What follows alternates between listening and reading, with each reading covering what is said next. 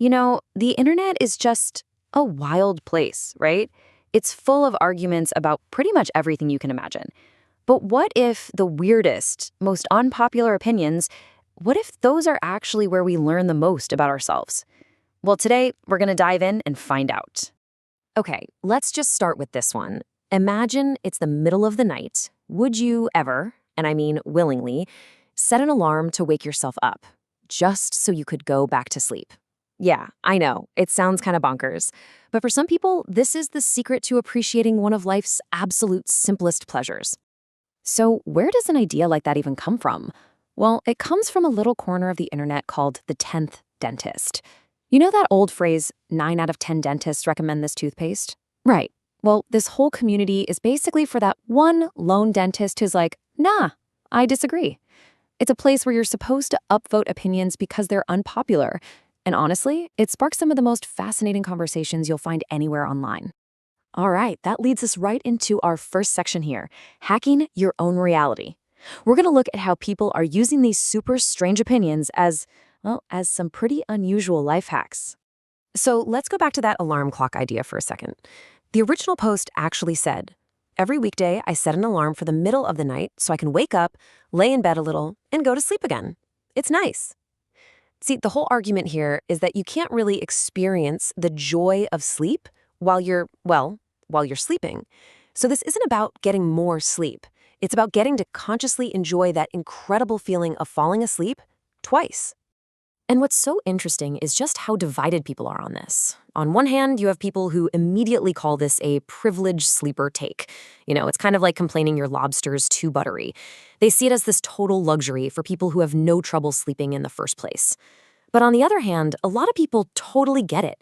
They see it as a way to create that little dopamine spike, that amazing feeling you get when you wake up and realize, yes, you still have hours of sleep left.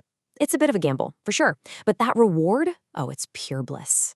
And that's not even the only sensory hack we came across. If you thought that was weird, get this. Another user finds their reward in something even more unconventional: showering while fully clothed.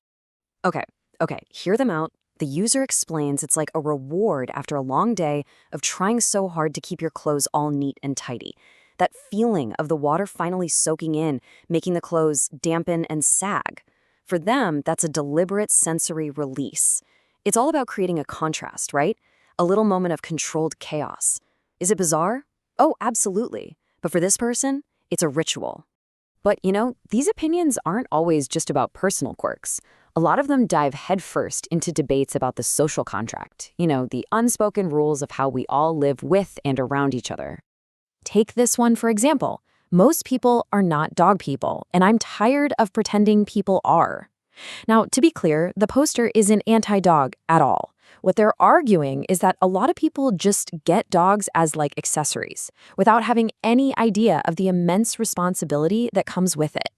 The post makes the case that a dog is basically a diet version of raising a child. I mean, think about it.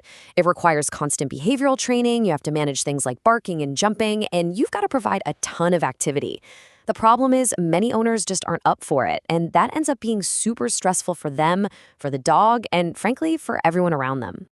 And this whole idea of unspoken social rules keeps going with a theory one user calls the hobby hierarchy. The core idea is, it's that some hobbies are just better than others. And this really breaks down the divide. On one side, you've got what they call creation hobbies. So things like painting, playing sports, learning an instrument, stuff that builds a tangible skill. And on the other side, consumption hobbies. That's things like watching movies or playing video games. The poster's big argument is that a personality built only on consumption makes you, and I'm quoting here, a boring person. Oof. But the pushback to this was actually super simple and really powerful. As one of the hosts we listened to put it, just what do you care? Like, why do I care? And that's the whole point, isn't it? Hobbies are pastimes. They're supposed to be about joy and relaxation, not about productivity or ranking how valuable you are to society. Judging how someone else finds their joy kind of misses the entire point. All right, so from social rules, let's move into the abstract. Because we all know the internet loves a good hypothetical question, right? And these little thought experiments, they often end up revealing our deepest seated values and, even our fears. And I'm sure you've probably heard of this one, the infamous worm girlfriend question. Would you still love me if I was a worm? It sounds completely absurd on the surface, but one post argues that it's actually a perfectly logical question. It's just in disguise. So here's how the theory breaks down. The ridiculous question, would you love me if I was a worm? It's not actually about biology. It's really a stand-in for some very real fears. What it's really asking is, will you love me when I'm old and can't really reciprocate? What about when I'm sick and not sexually available? Will you still love me when I can't give you all the things I'm giving you right now? I mean, when you think about it, a worm pretty much ticks all of those boxes. But is it really that deep? The hosts who were debating this pointed out a pretty big flaw in the logic. They said, look, if you feel like you need to trick your partner into being honest with some bizarre hypothetical question, maybe the real issue isn't about their future love for you. Maybe it's about your current lack of trust. And at that point, it stops being some kind of logical probe and starts to feel more like an unhealthy relationship test. Okay, and for our final hypothetical, we've got a proposal that is both brilliant and honestly hilarious. It's a way to fix a very modern problem. Here it is. We should put dinosaurs on money instead of imperfect dead people. The argument is just so simple. Historical figures are constantly being reevaluated, and a lot of them are found wanting. But dinosaurs? Hey, they can withstand any scrutiny. And get this, the user even has a full lineup ready to go. The $100 bill, that gets the ferocious T-Rex. The 50 gets the invincible Triceratops.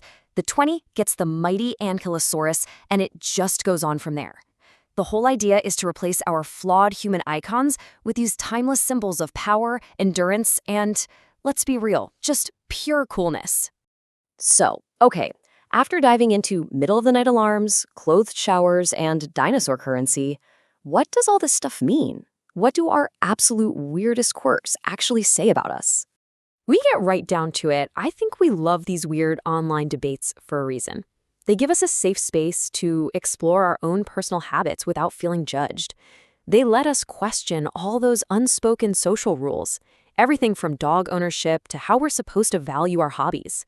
And they use total absurdity, like the worm question, to let us test our deepest values and, maybe most importantly, just connect with each other over these shared, bizarre ideas. In the end, all these conversations are kind of like a funhouse mirror, reflecting our own lives and beliefs back at us. Which, of course, leaves just one final question. What's your most cherished 10th dentist opinion?